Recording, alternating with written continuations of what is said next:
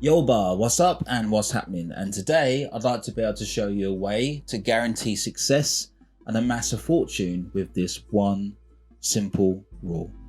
In order to move forward, especially for someone like myself who wants to be more successful and to be able to help more people, I feel that it's necessary sometimes to be able to step back so that I can assess where I've come from and where I want to go. So over the last few years, I have been investing a little bit more of my time in my website and also into social media so that I can reach a wider audience of people.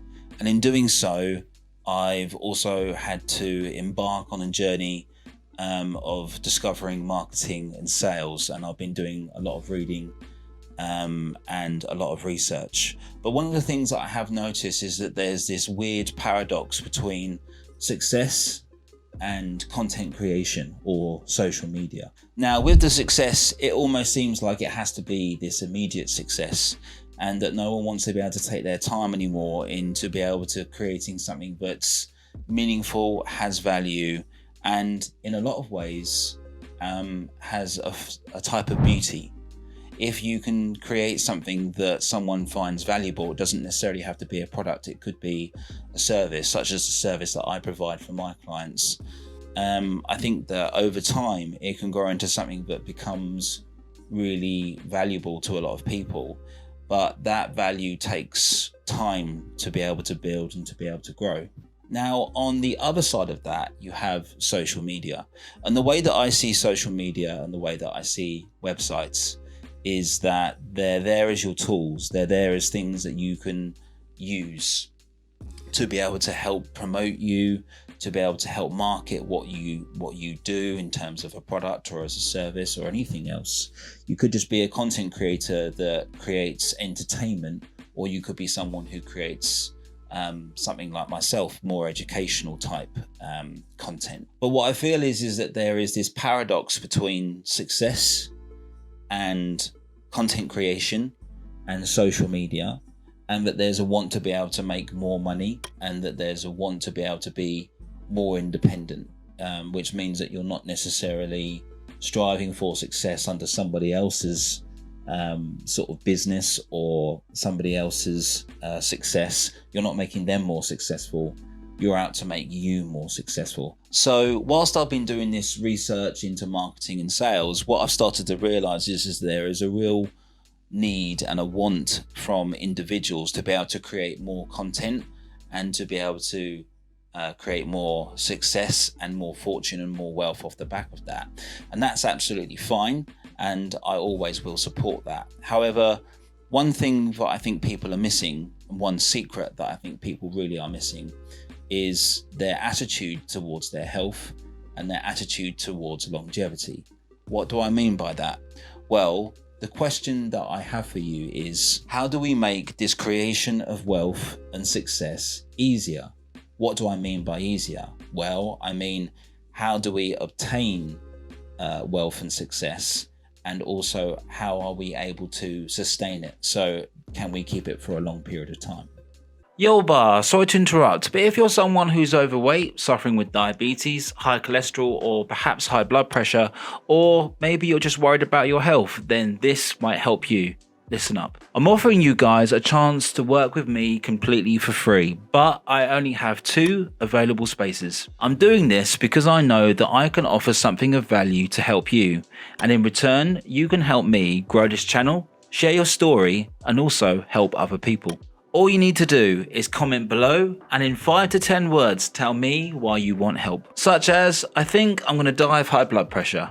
There, simple enough. All I ask in return is that if we have success, I get to share your story on my channel and help other people in their journey in reversing diseases such as diabetes or high cholesterol, obesity, or perhaps just being able to get fitter and eat better. If you're interested, comment below. Also, if you have 30 seconds, then jump onto my website and take the 42-day £10 weight loss challenge. It's totally free and easy to complete. And of course, as always, be a boss bar. Let's give this topic of health and longevity an example. The example is that if I said to you, what would be better? Would it be better to create more wealth, or would it be better to look after your health? I think the majority of people would probably say that health is more important because they know that that's the right thing to say. But if I went a step further with that and I said to you, okay, I can show you how to make $1 million right now, or I can show you how to be infinitely healthy, what would the response be? I would have thought the response would be, okay, show me how to make $1 million and then I'll work on my health a little bit later on.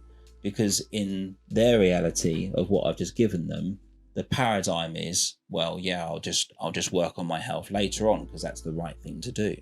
And the reason why people think that's the right thing to do is because I've just built them a reality where they're going to be immediately wealthy. And so therefore the idea of health kind of subsides and it kind of becomes something that actually it doesn't matter so much because I've got time. I've got time to be able to work on that later on down the line. But actually, that's wrong, in my opinion.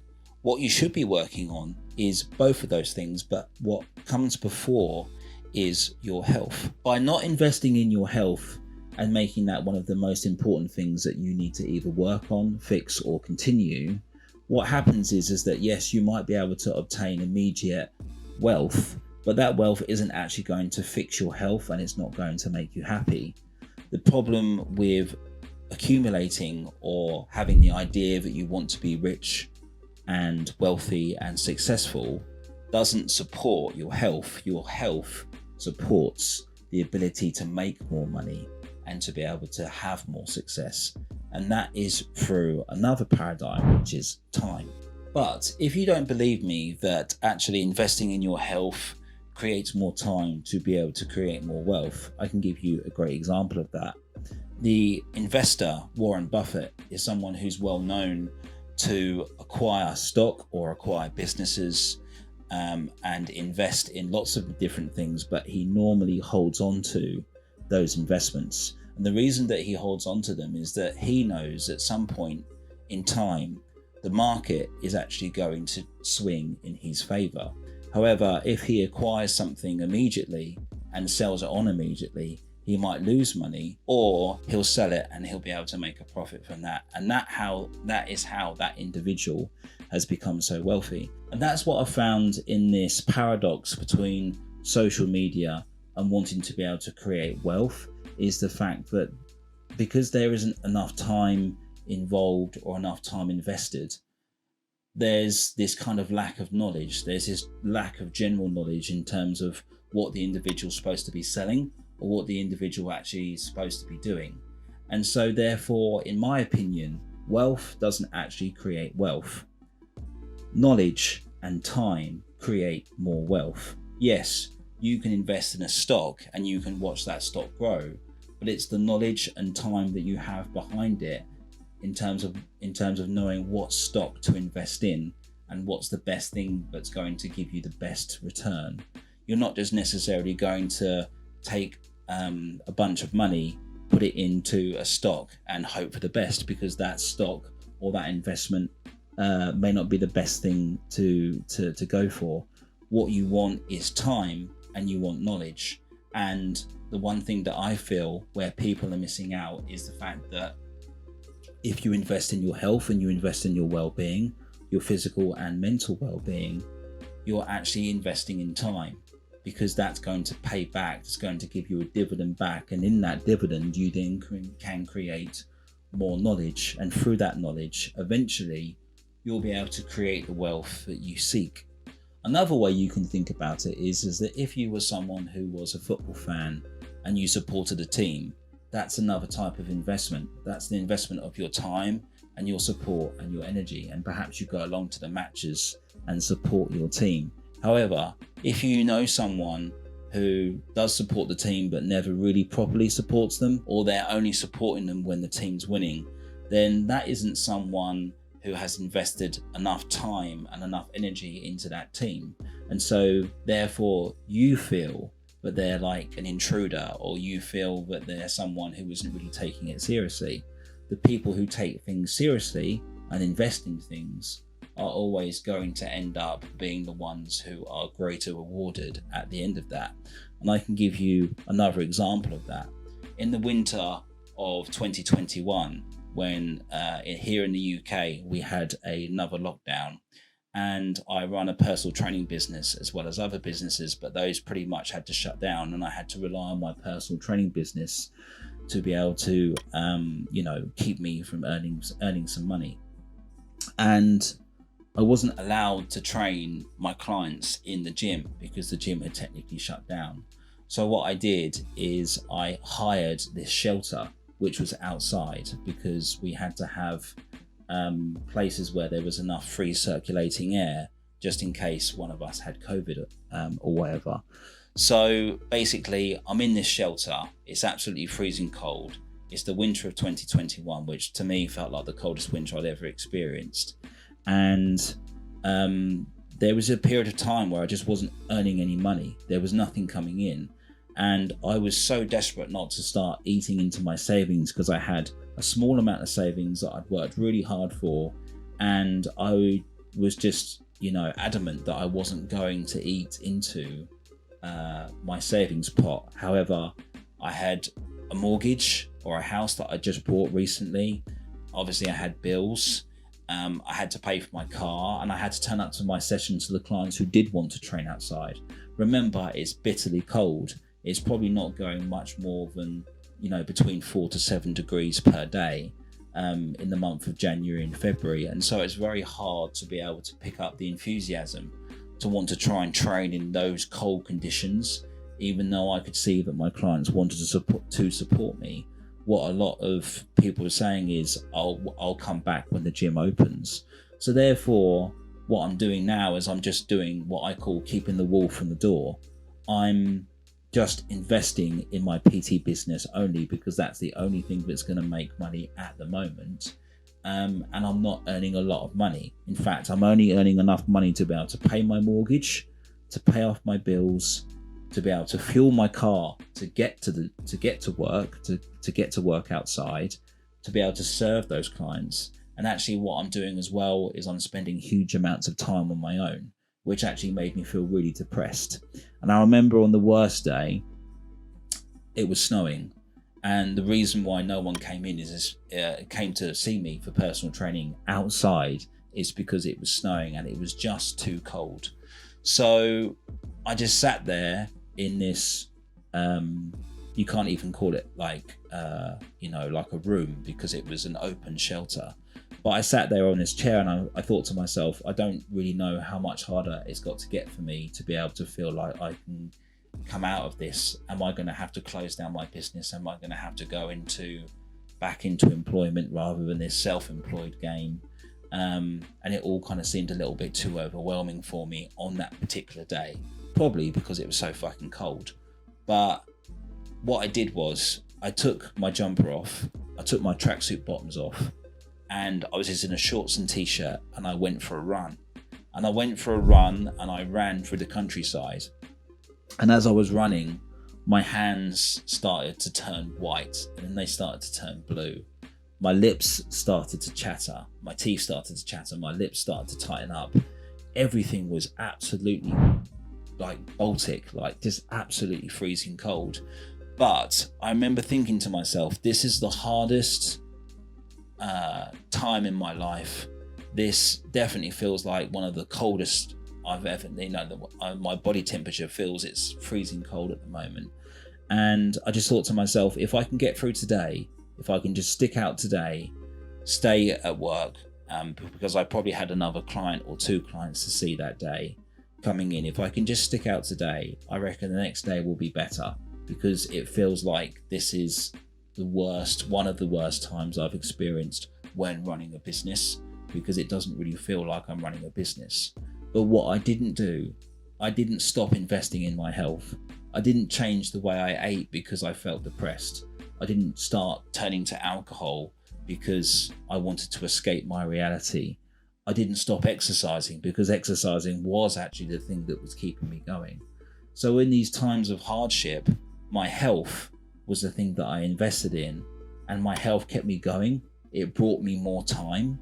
And because it brought me more time, I was able to sustain another 2 months worth of freezing cold weather to be able to go back into the gym, because when I went back into the gym and I reopened my personal training business, I opened up with full capacity. I opened up in a time where gyms and personal training was the last thing on people's mind. I opened up in a time actually where for the first 2 months at full capacity, I was making more money than the gym, because the gym couldn't actually retain enough members because people were scared because it was COVID and no one knew what was going on.